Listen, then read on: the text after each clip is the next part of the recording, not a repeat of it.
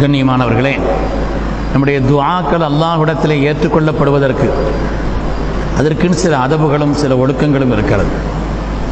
நாம் அல்லாஹுவை புகழ வேண்டும்,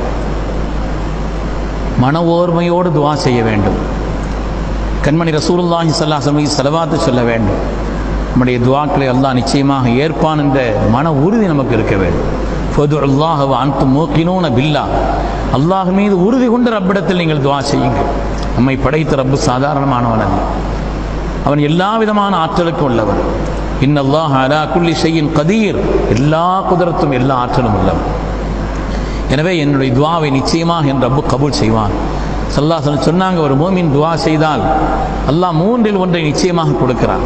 ஒன்று அவனுக்கு ஏற்பட்டிருக்கக்கூடிய சோதனை நீக்குகிறான், அல்லது அவனுக்கு அவனுடைய துஆவை கபூல் செய்கிறான், கேட்டதை கொடுக்கிறான். இல்லை என்று சொன்னால் வேறு ஏதாவது முசீபத்துகளை அல்லாஹ் நீக்கி விடுகிறான். இதை பத்திரமாக வைத்து மறுமையில் சேமித்து கொடுப்பான். துஆக்கள் எதுவுமே வீணாகாது. நாம் அல்லாஹ்விடத்தில் கையேந்துவது எதுவுமே வீணாகாது என்று சொன்னார்கள் சாதிக்குல் அமீன் ஸல்லல்லாஹு அலைஹி வஸல்லம் அவர்கள்.